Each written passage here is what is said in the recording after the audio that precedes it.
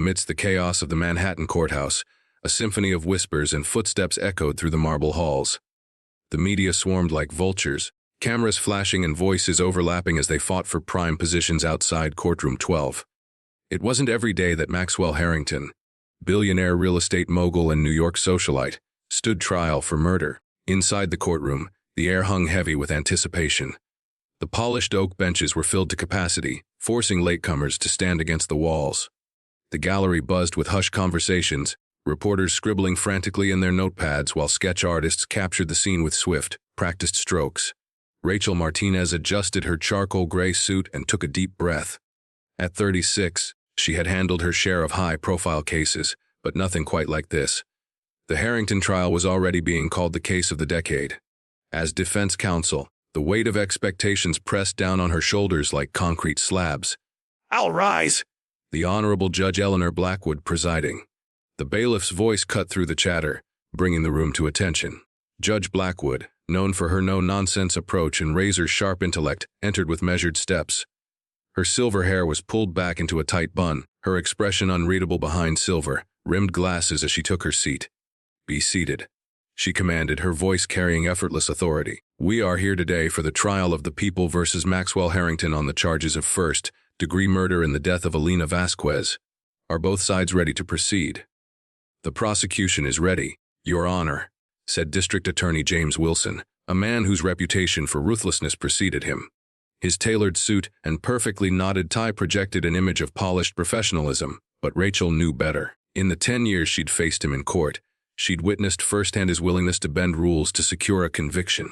"Defense is ready, Your Honor," Rachel replied, her voice steady despite the flutter of nerves in her stomach. Judge Blackwood nodded. "Very well. Mr. Wilson, you may present your opening statement."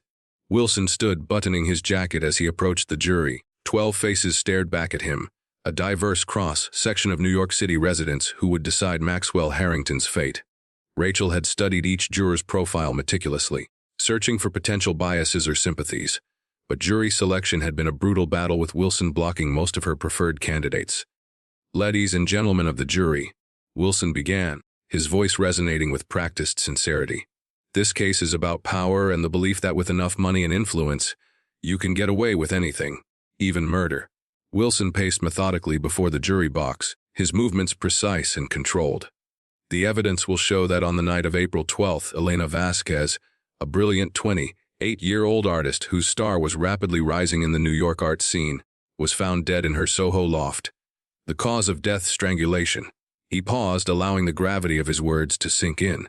Elena had recently completed a series of paintings commissioned by the defendant, Maxwell Harrington, for his new luxury hotel. The prosecution will prove that Mr. Harrington visited Ms. Vasquez's loft that evening, where an argument ensued over the artwork. That argument turned violent, and in a fit of rage, Mr. Harrington strangled Elena Vasquez, silencing her forever. Rachel watched the jurors' reactions carefully. Several shifted uncomfortably in their seats. One older woman with silver-streaked hair visibly tensed, while a middle-aged man in the back row narrowed his eyes skeptically. "The evidence will show that Mr. Harrington's DNA was found under the victim's fingernails. His fingerprints were on a wine glass in her apartment and on the doorframe. A security camera captured him entering her building at 7:42 p.m. and leaving noticeably disheveled at 8:23 p.m. The medical examiner places time of death between 8:00 and 8:30 p.m. Wilson turned, gesturing toward Maxwell Harrington, who sat perfectly still beside Rachel, his expression neutral. At 52, Harrington cut an imposing figure with his thick silver hair and penetrating blue eyes. Even in the defendant's chair, he exuded an aura of control and authority. "Ladies and gentlemen, when the evidence has been presented, you will see beyond reasonable doubt that Maxwell Harrington, despite his wealth and status, is guilty of the cruel and senseless murder of a young woman whose only mistake was crossing paths with a man who believes himself above the law." Wilson returned to his seat, and Judge Blackwood turned to Rachel. "Ms. Martinez, your opening statement." Rachel stood, straightening her spine as she approached the jury. Unlike Wilson, whose style was polished and theatrical, Rachel preferred authenticity. She made eye contact with each juror individually, establishing a connection before speaking. "The prosecution has painted you a compelling story," she began, her voice clear and measured. "A powerful man, a vulnerable victim, a heated argument that ends in tragedy. It's the kind of narrative we're all familiar with. the kind we've seen in countless movies and TV shows. But this isn't fiction. This is a real case involving real people, and reality is rarely as simple as the stories we tell. She moved closer to the jury box. The evidence the prosecution presented is fragmentary, pieces taken out of context to construct a narrative that fits their theory. Yes, Maxwell Harrington was at Elena Vasquez's apartment that evening. He doesn't deny it. They had a business relationship and a budding friendship. Yes, they shared a glass of wine. Yes, there was a brief disagreement about the commissioned artwork, but it was resolved amicably. Rachel paused, allowing her words to register. What the prosecution failed to mention is that phone records show Ms. Vasquez made 3 calls after Mr. Harrington left her apartment, calls that were answered and lasted several minutes each. The prosecution failed to mention that the security camera also captured another visitor entering Ms. Vasquez's building at 8:45 p.m., a visitor whose identity remains conveniently unaddressed in their investigation. She noted a slight shift in several jurors' postures, a hint of doubt seeping in. Good. The defense will demonstrate that not only is there reasonable doubt in this case, but that the actual evidence points away from Mr. Harrington entirely. Throughout this trial, we will show that the prosecution's case is built on circumstantial evidence and a rush to judgment, ignoring alternative suspects and contradictory facts in their eagerness to convict a high-profile defendant. Rachel returned to the defense table, where Maxwell Harrington nodded almost imperceptibly. The prosecution calls Dr. Maya Phillips to the stand. Wilson announced after the opening statements concluded. Dr. Phillips, the chief medical examiner, walked briskly to the witness stand. With 20 years of experience and a reputation for meticulous work, she made a formidable first witness. After establishing Dr. Phillips' credentials, Wilson got straight to the point. Can you describe for the court the cause of Ms. Vasquez's death? The victim died from manual strangulation, Dr. Phillips stated clinically. The hyoid bone was fractured, and there was significant bruising on the neck consistent with compression by human hands. Could you estimate the time of death? Based on body temperature, lividity, and stomach contents, I estimate death occurred between 8:00 and 8:30 p.m. on April 12th. Dr. Phillips, in your professional opinion, what can you tell us about the person who strangled Ms. Vasquez? Dr. Phillips adjusted her glasses. The bruise pattern indicates the assailant was facing the victim, using both hands. The depth and distribution of the bruising suggests significant upper body strength. Based on the angle and pattern of the bruising, I would estimate the assailant was taller than the victim, who was 5'6". Thank you, Dr. Phillips. Wilson turned to Rachel. Your witness, counselor? Rachel approached the stand with measured steps. Dr. Phillips, you testified that the assailant had significant upper body strength. Would you say this strength is exclusive to men, or could a physically fit woman also possess such strength? Dr. Phillips hesitated. A physically fit woman could certainly possess the necessary strength. And the height estimate. You said the assailant was likely taller than Ms. Vasquez. How much taller, in your estimation? I cannot give a precise height, but several inches at minimum. So someone who is 5'9" or 5'10" could have committed this crime? Yes, that's possible. Dr. Phillips, in determining time of death, you use various physiological indicators which provide a window rather than an exact time, correct? That's correct. Is it possible that Ms. Vasquez could have died as late as 9:00 p.m. that evening? Dr. Phillips shifted slightly. While unlikely, I cannot completely rule it out.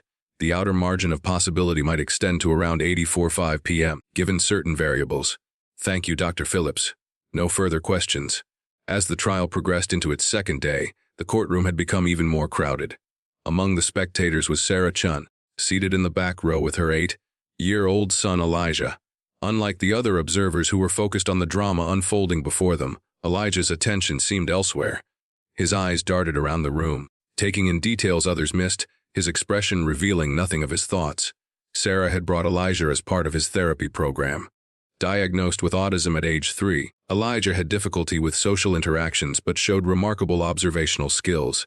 His therapist had suggested exposing him to different environments to help him process complex social situations. Today, Detective Robert Galloway took the stand. With 17 years on the force and a square-jawed, confident demeanor, he cut an imposing figure in his crisp blue suit. Detective Galloway, Wilson began, please tell the court about your investigation of Elena Vasquez's murder. We were called to the scene at approximately 10:15 p.m. when the victim's friend, Sofia Torres, discovered the body. Upon arrival, we found Ms. Vasquez on the living room floor.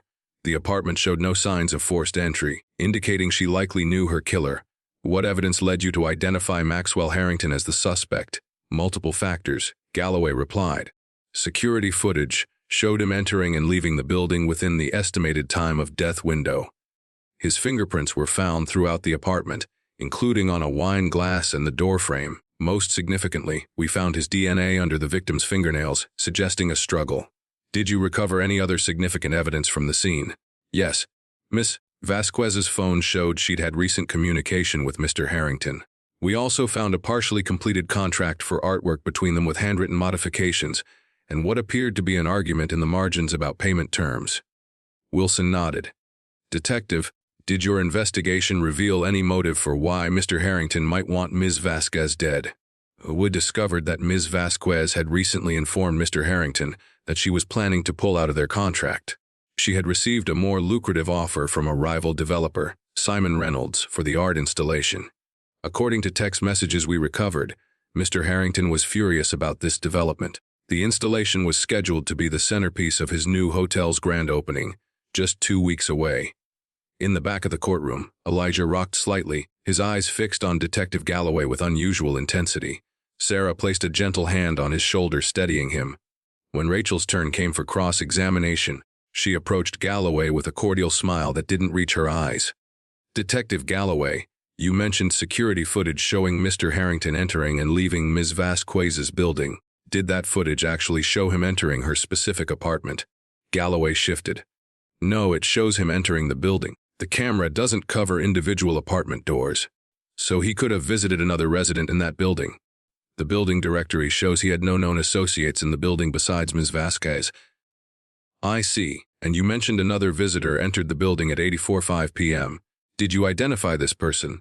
We were unable to identify them conclusively. The individual wore a hooded jacket and kept their face angled away from the camera. Did you pursue this lead? We investigated all leads, counselor. Really, because the visitor's height and build appear consistent with Simon Reynolds, the rival developer who offered Ms. Vasquez the competing contract. Did you question Mr. Reynolds about his whereabouts that evening? Galloway's jaw tightened. Mr. Reynolds stated he was at a business dinner, which was confirmed by restaurant staff and his associates, all of whom work for him, correct? Objection, Wilson interrupted. Counsel is testifying. Sustained, Judge Blackwood ruled. Ms. Martinez, please stick to questions. Rachel nodded. Detective, the DNA found under Ms. Vasquez's nails. Was it definitively from the time of the murder? White cannot timestamp DNA, but its presence suggests a recent physical altercation. Or it could have been transferred earlier that evening when Mr. Harrington and Ms. Vasquez shook hands, or when she helped him remove his coat, couldn't it? That's possible, but less likely given the amount recovered. You mentioned phone records showing Ms. Vasquez made 3 calls after Mr. Harrington left. Who were these calls to? One was to her sister, one to her gallery manager, and one to an unlisted number. And did you trace the unlisted number? Galloway hesitated. It was a burner phone. We couldn't identify the owner. A final question, Detective. The modified contract you mentioned. Did you analyze the handwriting to confirm who made those modifications? We did not conduct a formal handwriting analysis. Thank you, Detective. No further questions. As Rachel returned to her seat, she noticed the boy in the back row, Elijah, watching the proceedings with unusual intensity. Unlike the other spectators who followed the back and forth of testimonies with emotional reactions, the child's gaze was analytical, moving systematically between the witnesses, the evidence presentations, and the jury. Something about his methodical observation caught Rachel's attention before she refocused on the trial. The prosecution's next witness was Sophia Torres, Elena's closest friend, and the person who had discovered her body. Sophia was visibly emotional as she took the stand, her hands trembling slightly. In her early 30s, with dark curly hair and red-rimmed eyes, she looked exhausted. Ms. Torres, Wilson began gently, please tell the court about your relationship with Elena Vasquez. We were best friends since art school. Sophia replied, her voice quavering slightly. We shared a studio for years before her career took off. Why did you go to Elena's apartment on the night of April 12th? We had plans to meet for dinner at 8:30, but she never showed up. I called and texted, but got no response, which wasn't like her. After waiting an hour, I went to her apartment. I had a spare key. Sophia's voice broke. When I found her, she was just lying there on the floor. Had Elena mentioned any concerns about Maxwell Harrington prior to that night? Objection, Rachel interjected. Calls for hearsay. Your Honor, this goes to the victim's state of mind, Wilson countered. I'll allow it, but tread carefully, Mr. Wilson, Judge Blackwood warned. Sophia continued. Elena told me she was nervous about meeting with Harrington that evening. She said he had a temper and she was planning to tell him she was considering another offer. Did she mention any specific concerns about how he might react? She said he was used to getting his way and wasn't good with rejection. When she hinted about the other offer on the phone, he insisted on coming over immediately rather than meeting at his office as originally planned. Wilson nodded sympathetically. Thank you, Ms. Torres. No further questions. Rachel approached for cross-examination, her expression compassionate but determined. Ms. Torres, I'm very sorry for the loss of your friend. I just have a few questions for you. You mentioned Elena was considering another offer. Do you know who made this offer? Simon Reynolds. He's building a competing luxury hotel and offered her double what Harrington was paying. Did Elena ever mention meeting with Mr. Reynolds? Yes, several times over the weeks before she died. When was the last time she mentioned meeting him? Sophia frowned. I'm not sure, maybe a few days before. Not on the day she died. Not that she told me, no. You testified that you were supposed to meet Elena for dinner at 8:30 p.m. The reservation was in your name, correct? Yes. And you waited an hour before going to her apartment, arriving around 9:30 p.m.? That's right. Ms. Torres' phone records show you called Elena at 9:05 p.m. and the call connected for 38 seconds. If she was already dead by 8:30 p.m. as the prosecution suggests, how do you explain this? Sophia paled. I don't remember that call connecting. I left a voicemail. But phone records indicate it wasn't a voicemail. It was a connected call that lasted 38 seconds. Someone answered Elena's phone at 9:05 p.m.? That's not possible, Sophia insisted, her voice rising. She was already. I found her just after 9:30. No further questions, Rachel said, returning to her seat as murmurs rippled through the courtroom. In the back row, Elijah leaned forward slightly, his eyes narrowed in concentration. His mother placed a gentle hand on his arm, concerned by his unusual level of engagement. As the third day of the trial began, Maxwell Harrington sat beside Rachel, impeccably dressed in a navy suit that probably cost more than her monthly salary. Despite the pressure, he maintained his composure, only the occasional tightening of his jaw betraying his tension. The prosecution calls Simon Reynolds to the stand, Wilson announced. Reynolds strode to the witness box with confidence. At 45, he was Harrington's most formidable business rival, known for aggressive tactics and flamboyant personal style. His burgundy tie and gold cufflinks added a touch of ostentation to his charcoal suit. After Reynolds was sworn in, Wilson began his questioning. Mr. Reynolds, what was your relationship with Elena Vasquez? Professional, primarily, Reynolds replied, his voice smooth and practiced. I admired her work and approached her about creating pieces for my new downtown development. Were you aware that Ms. Vasquez was under contract with the defendant, Maxwell Harrington? She mentioned existing commitments but indicated she was not satisfied with the arrangement and was exploring other options. Did you offer her a contract? I made a preliminary offer, yes, substantially more generous than what Harrington was paying her. Did Mr. Harrington know about this offer? I assume Elena told him. We're competitors after all. Reynolds smiled thinly. And real estate, talent poaching happens all the time. Wilson nodded.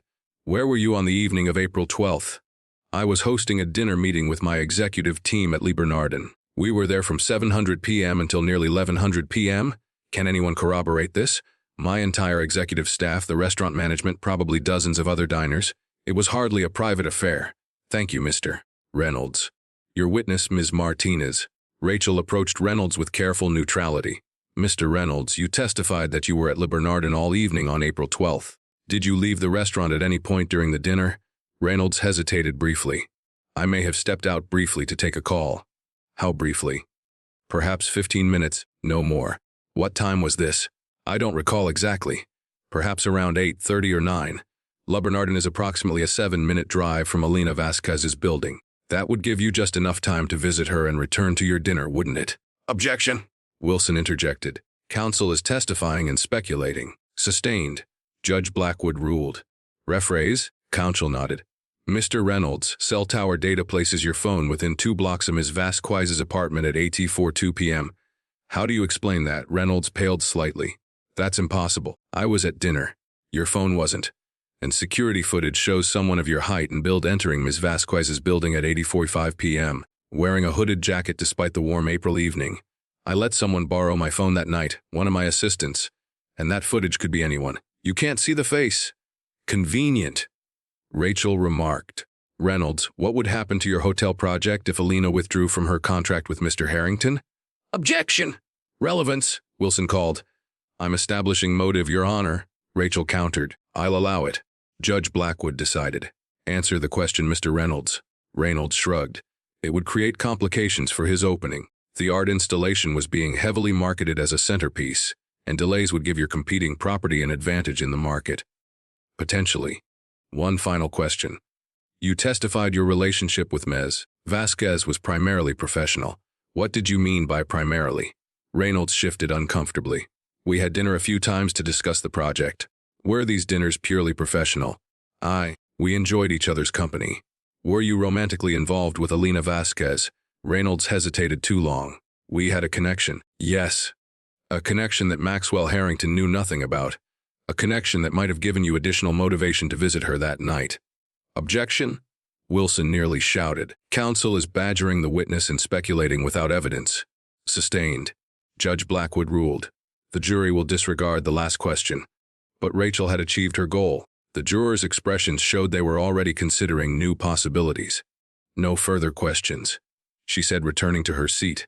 In the gallery, Elijah had begun rocking slightly, his hands pressed against his ears as if the tension in the room had become physically uncomfortable for him. Sarah whispered something soothing, but the boy's focus remained fixed on Simon Reynolds, his expression troubled. As Reynolds stepped down, visibly shaken, Rachel noticed Elijah's reaction. The boy seemed disturbed in a way that went beyond the general discomfort of the courtroom setting. She made a mental note to observe him further. The trial's fourth day brought another key witness, Gabriela Vasquez, Elena's older sister. Gabriela bore a striking resemblance to Elena, though her features were harder, marked by grief. She took the stand with visible reluctance. Ms. Vasquez, Wilson began, when did you last speak with your sister? The evening she died, Gabriela replied, her voice tight with emotion. She called me around 8:25 p.m. What did you discuss? She seemed upset. She said she'd had a difficult conversation with someone and needed advice. Did she mention who this someone was? No, not specifically, but she mentioned contract problems, and I assumed it was work-related. How did the call end? Abruptly. She said someone was at the door and she had to go. That was the last. Gabriela's voice cracked. Thank you, Ms. Vasquez, Wilson said gently. No further questions. Rachel approached with a sympathetic expression. Ms. Vasquez, I'm very sorry for your loss. I just have a few questions. You mentioned Elena said someone was at the door. What time was this? Around 8:30, I think. The call was only a few minutes long. Did she sound afraid? Gabriela considered this. Not afraid exactly. Annoyed maybe, like the interruption was unwelcome. Did Elena ever mention Simon Reynolds to you? Yes, she talked about him quite a bit in the weeks before her death. In what context? They were seeing each other. It started professionally but became personal. She was excited but also cautious. She said it complicated the business side of things. Did she ever express any concerns about this relationship? Gabriela hesitated. She mentioned once that he had a jealous streak, that he'd questioned her about her meetings with other clients, especially Harrington. Objection. Wilson interrupted. Hearsay. Your Honor, the prosecution opened this door by asking what the victim discussed in their last phone call. Rachel countered. I'll allow it. Judge Blackwood ruled. Did Elena mention any specific incident involving this jealousy? She told me that Reynolds had shown up unexpectedly at her studio, once when Harrington was there discussing the project. There was tension.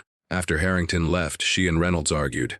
When was this? About a week before she died. Thank you, Ms. Vasquez. No further questions. As Gabriela stepped down, her testimony had introduced new complexity to the case. The jurors appeared increasingly uncertain, several taking detailed notes as the conflicting narratives unfolded. In the back of the courtroom, Elijah continued his intense observation. When Simon Reynolds had been mentioned again, the boy had grown visibly agitated, pulling at the sleeve of his shirt and rocking more noticeably. Sarah, concerned, whispered something to him, but Elijah's focus remained fixed on the proceedings. Rachel had made it a point to watch the boy during key testimonies. His reaction seemed almost prescient, as if he sensed the undercurrents of truth and deception before they became apparent to others. The prosecution's final witness was Carlos Mendez, the security guard from Elena's building. Mr. Mendez, Wilson began. What were your duties on the night of April 12th? I monitored the security desk and cameras from 400 p.m. until midnight, Mendez replied in a thick accent. Did you see the defendant Maxwell Harrington that evening? Yes, sir. He arrived at 7:42 p.m. I nodded to him because he had visited Ms. Vasquez before. He signed the visitor log and took the elevator to the 5th floor. When did he leave? At 8:23 p.m. He seemed different when he left. Different how? His tie was loose, his hair messed up. He looked upset. Did you notice anyone else visiting Ms. Vasquez that night? There was someone else who came in around 8:45, but they had their hood up. I couldn't see their face clearly. They didn't sign the log, just walked in when another resident was leaving. Thank you, Mr. Mendez. No further questions. Rachel approached for cross-examination. Mr. Mendez, is it building policy that all visitors must sign in? Yes, ma'am. But you just testified that this second visitor didn't sign in. Did you attempt to stop them? I was on the phone with my supervisor about a maintenance issue. By the time I noticed, they were already at the elevator. So security protocols weren't strictly followed that night. Mendez shifted uncomfortably. Not in that instance, no. Mr. Mendez, have you ever seen Simon Reynolds visit the building? The real estate developer. Yes, he visited Ms. Vasquez several times. Did he always sign in properly? Not always. Sometimes he would just nod and go up. And on those occasions, did you insist he follow protocol? No, ma'am. He's a well-known businessman. We were told to accommodate certain VIPs. Who gave you these instructions? The building management. One final question. The hooded figure who entered at 8:45 p.m., could that have been Simon Reynolds? Objection! Wilson called. Calls for speculation. Sustained. Judge Blackwood ruled. Rachel rephrased. Was the height and build of this person consistent with Simon Reynolds' appearance? Mendez considered. It could have been yes. Thank you. No further questions. As the security guard stepped down, Wilson announced, the prosecution rests, Your Honor. Judge Blackwood turned to Rachel. Ms. Martinez, is the defense ready to present its case? Yes, Your Honor, Rachel replied, standing. The defense calls Maxwell Harrington to the stand. A murmur rippled through the courtroom. It was always a risk putting a defendant on the stand. But Harrington had insisted, confident in his ability to persuade. After being sworn in, Harrington sat with perfect posture, his expression serious but composed. Mr. Harrington, Rachel began, please tell the court about your relationship with Elena Vasquez. Was primarily professional. Harrington replied, his voice deep and measured. I commissioned her to create an art installation for my new hotel. Over time, we developed a mutual respect. I admired her talent immensely. Why did you visit her apartment on April 12th? I had scheduled a meeting at my office, but she called and asked if I could come to her studio instead. She wanted to show me the completed pieces before they were transported to the hotel. What happened during that meeting? We discussed the installation. She showed me the finished work, which was extraordinary. We shared a glass of wine to celebrate. There was a brief discussion about some minor modifications to one piece, but we resolved it amicably. The prosecution suggests you became angry when she mentioned another offer. Is that accurate? No. She did mention that Reynolds had approached her, but it was for future projects, not the current installation. I had no concerns about that. Artists work with multiple clients all the time. What time did you leave her apartment? Around 8:20 p.m. She was alive and well when I left. We parted on good terms. Or Mr. Harrington, did you kill Elena Vasquez? Absolutely not. Harrington's gaze swept across the jury. I had no reason to harm her. Her death is a tragic loss to the art world and to everyone who knew her. Thank you. No further questions at this time. Wilson stood for cross-examination, his expression predatory. Mr. Harrington, you testified that you and Ms. Vasquez resolved your disagreement amicably. Yet multiple witnesses have stated you have a temper. Have you ever lost your temper in professional situations? I'm direct and passionate about my projects. That's not the same as having a temper. Answer the question, please. I've had heated discussions, yes, but I've never become physically aggressive. Let's talk about the contract modifications found at Ms. Vasquez's apartment. The handwritten notes show a significant dispute over payment terms. One note, presumably from you, states this is unacceptable. We had an agreement. Does that sound amicable to you? Those notes were from an earlier meeting, not from that night. By April 12th, those issues had been resolved. Yet the contract was found open on her desk with those notes visible. Strange place for a resolved issue, wouldn't you say? I can't speak to how she organized her paperwork. Mr. Harrington, your DNA was found under the victim's fingernails. How do you explain that? As I helped Elena move one of the larger canvases, her hand slipped and she scratched my arm accidentally. It was minor. I barely noticed it. Convenient explanation, Wilson remarked. One final question. You testified you left at 8:20 p.m., yet the security footage shows you leaving at 8:23 p.m. A small discrepancy, perhaps, but it makes me wonder. What else might you be misremembering about that night? I estimated the time. 3 minutes is hardly significant. When it comes to a murder timeline, Mr. Harrington, every minute counts. No further questions. As Harrington returned to his seat, Rachel called her expert witness, Dr. Jonathan Lee, a forensic scientist specializing in DNA analysis. After establishing Dr. Lee's impressive credentials, Rachel moved to the heart of the matter. Dr. Lee, you reviewed the DNA evidence in this case. Can you explain to the jury what you found? I examined the DNA collected from beneath Ms. Vasquez's fingernails, Lee stated. While Mr. Harrington's DNA was present, the distribution pattern is inconsistent with defensive wounds typically seen in strangulation cases. Please elaborate. In strangulation cases, victims typically scratch their attackers, leaving concentrated DNA deposits under multiple nails. In this case, Mr. Harrington's DNA was found primarily under a single nail and in a pattern consistent with casual contact rather than a defensive action. Does this support Mr. Harrington's account of an accidental scratch while moving artwork? Yes, the evidence is consistent with that scenario. Did you find any other DNA under Ms. Vasquez's fingernails? Yes, there was a second male DNA profile, insufficient for a complete identification but enough to confirm it didn't match Mr. Harrington. Thank you, Dr. Lee. No further questions. Wilson approached for cross-examination. Dr. Lee, is it possible for DNA to be transferred through casual contact like a handshake? Yes, but typically in smaller amounts than what was found in this case. But it is possible. Yes. And this second DNA profile, you can't identify whose it is, correct? That's right. The sample was partial, insufficient for a definitive identification. So it could belong to anyone, a friend, a delivery person, a previous visitor. Theoretically, yes. No further questions. Rachel's final witness was Dr. Elijah Chen, a cell phone forensics expert. Dr. Chen, you analyzed Elena Vasquez's phone records. What did you find significant about the night of April 12th? Ms. Vasquez received a call at 7:15 p.m. that lasted 3 minutes. This appears to be from Mr. Harrington confirming their meeting. After that, she made 3 outgoing calls, one to her sister at 8:25 p.m. lasting 4 minutes, one to her gallery manager at 8:35 p.m. lasting 6 minutes, and one to an unlisted number at 8:50 p.m. lasting just under 2 minutes. What about incoming calls? She received a call at 9:05 p.m. from Sophia Torres that connected for 38 seconds. Based on these records, was Ms. Vasquez's phone active after Mr. Harrington left her apartment at 8:23 p.m.? Yes, the phone records show activity until at least 9:05 p.m. What does this tell us about the prosecution's timeline? It raises significant questions. If Ms. Vasquez died between 8:00 and 8:30 p.m. as the medical examiner estimated, she couldn't have made or received these calls. Is it possible someone else used her phone? It's possible, but unlikely given the pattern of calls. The call to her sister and gallery manager involved discussions of ongoing business matters, according to their testimonies. These conversations would require intimate knowledge of her affairs. Thank you, Dr. Chen. No further questions. Wilson rose for cross-examination.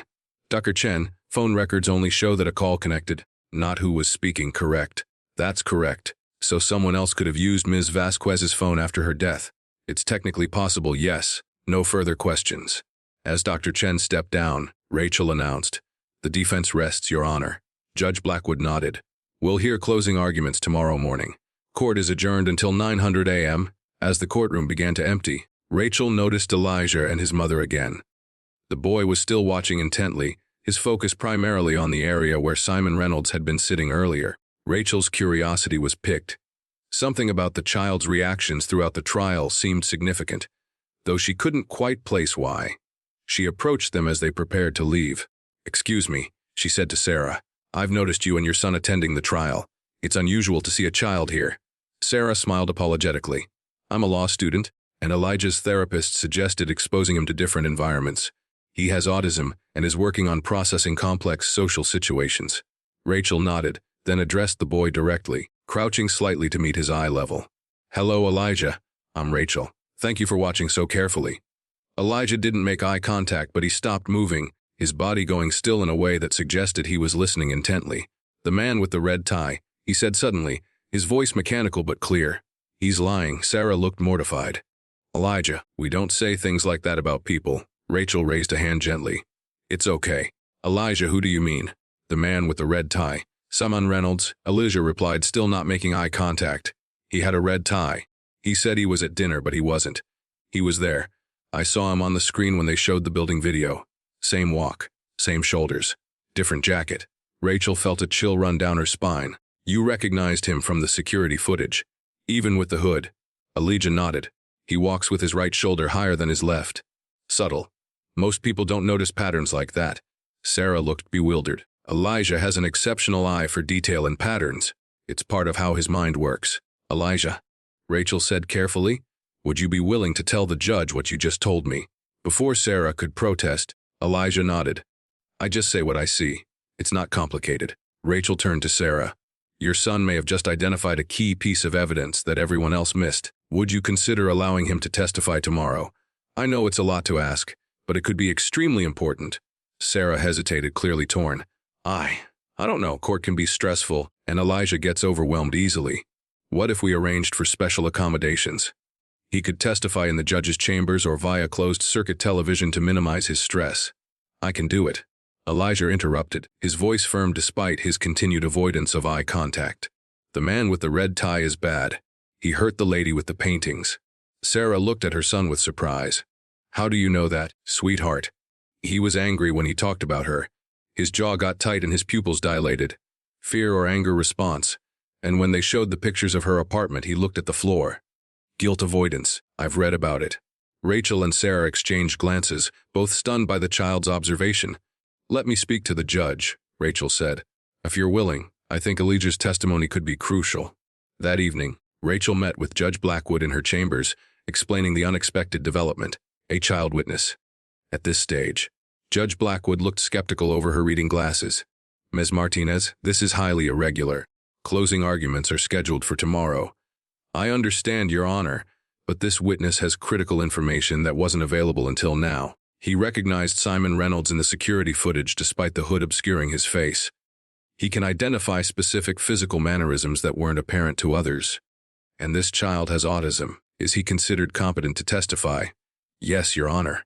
His autism actually gives him heightened observational abilities in certain areas. His mother confirms he's extremely precise and factual in his observations. He doesn't embellish or imagine details. If anything, his testimony may be more reliable than a typical witness precisely because of how his mind processes information. Judge Blackwood considered this. I'll need to conduct a competency determination before allowing his testimony, and will need to make appropriate accommodations for his condition.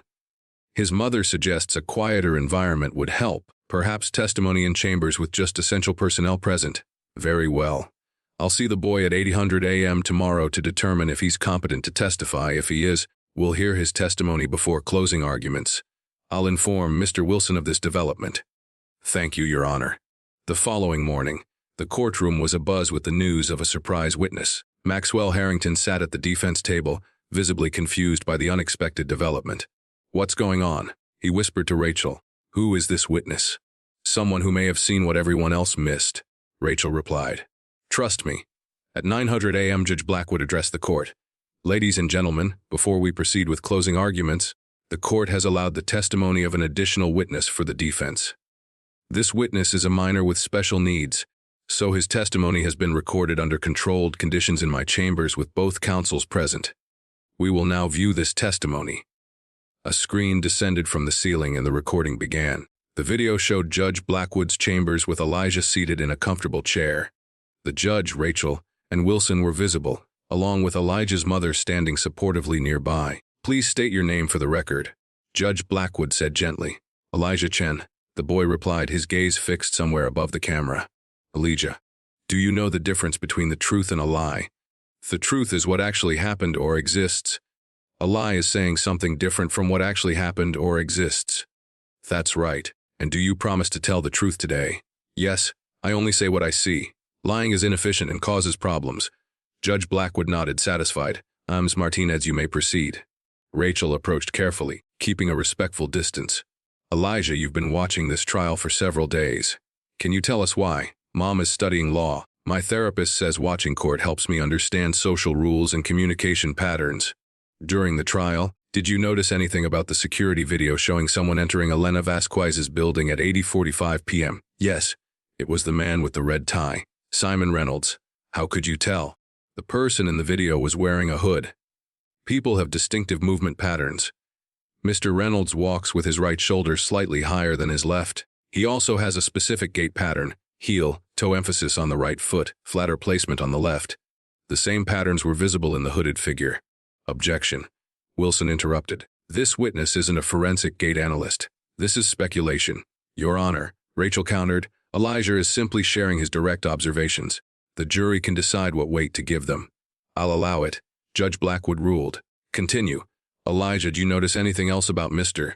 Reynolds during the trial? When they showed pictures of the lady's apartment, he looked at the floor. That's what people do when they feel guilty or want to avoid something. When he talked about her, his pupils dilated and his jaw muscles tensed. That indicates strong emotion, usually fear or anger. Thank you, Elijah. Did you notice any other specific behavior that seemed important? Elijah thought for a moment. When they talked about the phone calls after 8:30, he tapped his fingers on his leg in a specific pattern. It's a self-soothing behavior that people often display when they're anxious about information being revealed. Rachel nodded.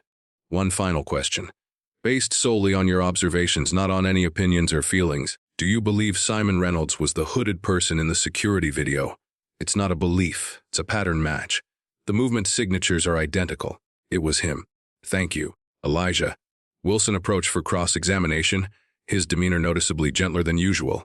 Elijah, have you ever received any training in body language analysis or gait recognition? Not formal training. I've read 17 books on the subject. My brain notices patterns automatically. It's how I understand the world. Is it possible that two different people could have similar walking patterns? Possible, but statistically improbable to match on multiple parameters.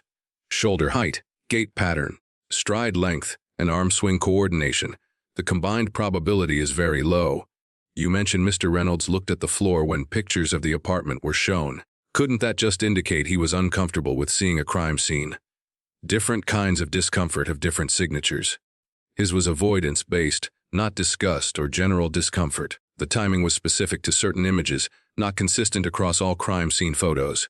Wilson seemed taken aback by the precision of Elijah's answers. No further questions.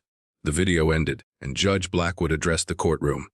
The witness has been deemed competent, and his testimony will be considered by the jury. We will now proceed with closing arguments.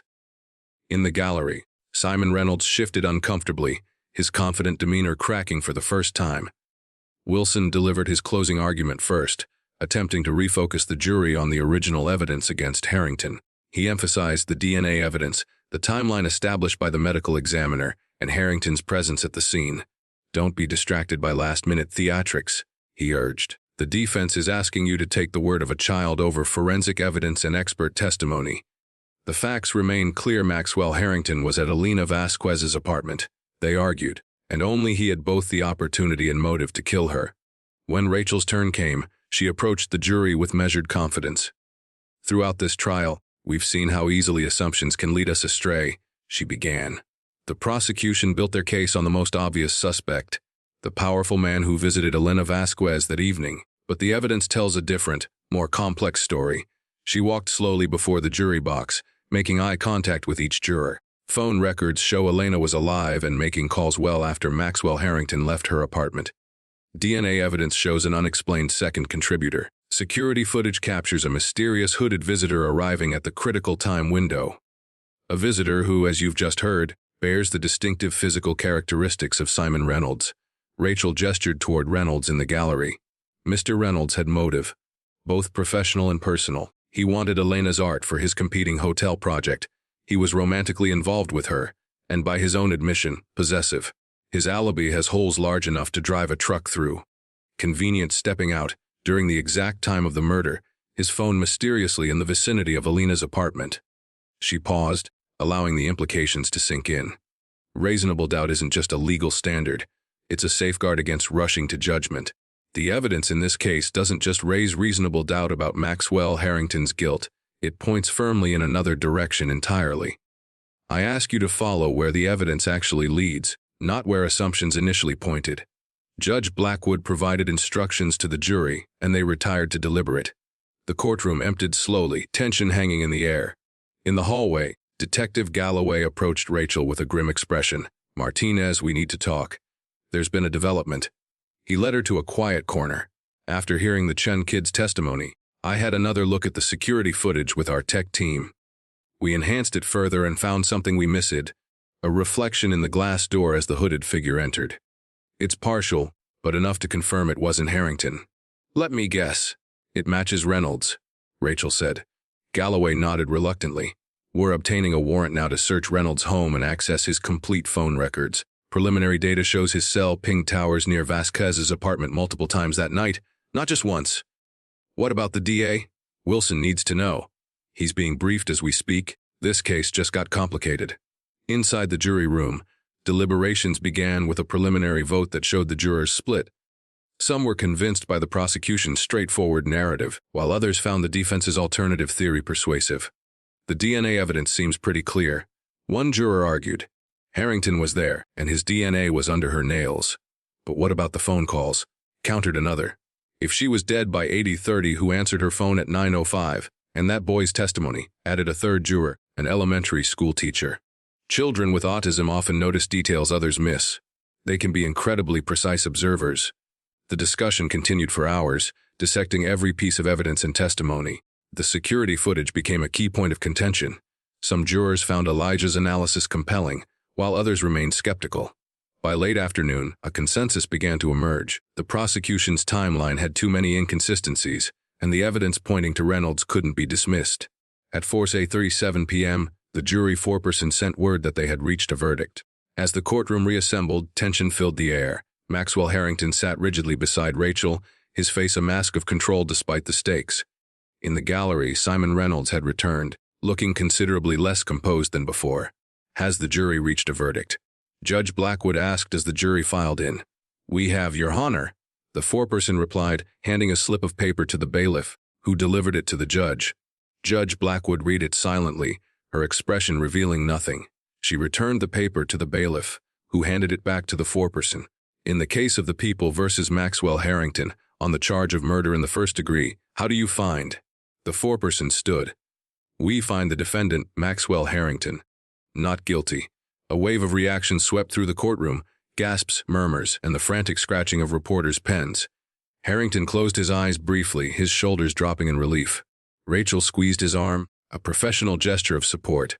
Before Judge Blackwood could formally adjourn, the courtroom doors opened and Detective Galloway entered with 2 uniformed officers.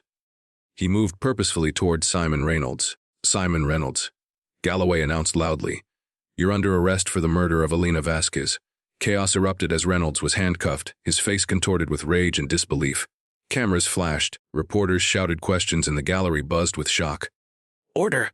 Judge Blackwood commanded, banging her gavel repeatedly. "This court is still in session." As Reynolds was led away, his gaze locked momentarily with Elijah, who sat beside his mother in the back row. For the first time, Elijah met someone's eyes directly, staring back with calm certainty. Outside the courthouse, reporters swarmed Rachel and Harrington as they emerged into the late afternoon sunlight. "Mums Martinez!" "How does it feel to have not only won your case, but apparently found the real killer?" Rachel maintained her professional composure. "Justice is complex and sometimes takes unexpected turns. I'm gratified that the jury carefully considered all the evidence and reached the correct conclusion." As the media frenzy continued, Rachel noticed Sarah and Elijah quietly slipping away down the courthouse steps. She excused herself and hurried after them. "Wet," she called. "I wanted to thank you both." Sarah turned, smiling tiredly. "We should be thanking you for believing in Elijah." Rachel crouched down to Elijah's eye level. "You saw what everyone else missed, Elijah. You're remarkable." Elijah didn't make eye contact, but the corner of his mouth turned up slightly. "I just see patterns. It's not complicated. Sometimes the most important truths are hidden in plain sight," Rachel replied. "They just need the right person to notice them." 2 weeks later, the story had evolved significantly. Simon Reynolds had been formally charged with Elena Vasquez's murder after police discovered the murder weapon, a silk scarf from his hotel collection, hidden in his home office. Cell records revealed the full extent of his movements that night, confirming he had visited Elena after his dinner meeting. The prosecution theory now centered on a crime of passion. Reynolds had grown increasingly possessive of Elena, And when he discovered she was maintaining her contract with Harrington despite his offers, his jealousy had erupted into violence. Rachel sat in her office, reviewing the case file one last time before archiving it. A knock at her door interrupted her thoughts. "Come in," she called. Sarah Chen entered. The boy carried a small, wrapped package. "This is a surprise," Rachel said, rising to greet them. "Please sit down." "We wanted to thank you properly," Sarah explained. "The district attorney's office says Reynolds is going to plead guilty. Apparently they have text messages where he threatened Elena when she refused to break her contract with Harrington." Rachel nodded. "I heard. The evidence is overwhelming now that they're looking in the right direction." Elijah stepped forward, holding out the package. "I made this for you." Rachel accepted it with a smile. "Thank you, Elijah. May I open it now?" He nodded, his gaze fixed on the carpet. Inside was a hand-drawn picture of the courtroom, rendered with astonishing detail and precision. Every person was captured in remarkable accuracy. The judge with her silver, rimmed glasses, the jurors with their varying expressions, the attorneys at their tables. In the corner of the image, Rachel noticed a small figure, Elijah himself, watching everything from the back row. At the bottom, in careful lettering, Elijah had written, "Sometimes what matters most is what people don't notice." "It's beautiful," Rachel said, genuinely moved. "You have an incredible gift, Elijah." "We also have some news," Sarah added. Elijah's therapist thinks his experience in court was remarkably positive for his development.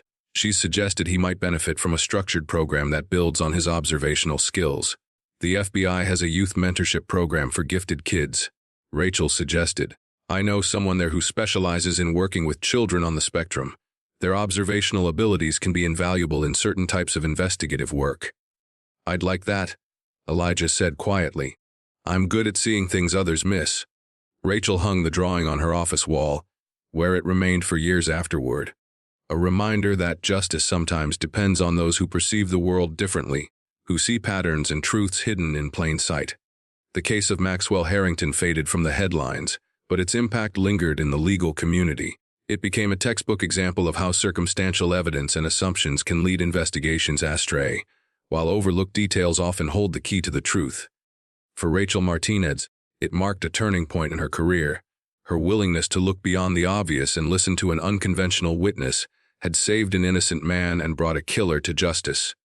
More importantly, it had reinforced her belief that the legal system, for all its flaws, could still serve its highest purpose when people were willing to see with fresh eyes. And for Elijah Chen, the silent witness whose unique perspective had changed everything, it was the beginning of understanding that what made him different also made him exceptional, that his way of seeing the world wasn't just valid but valuable. In the halls of justice, truth often speaks in whispers, noticed only by those who have learned to listen differently. Sometimes the most powerful testimony comes from those whose voices society has too often overlooked. The silent witnesses who see what others cannot.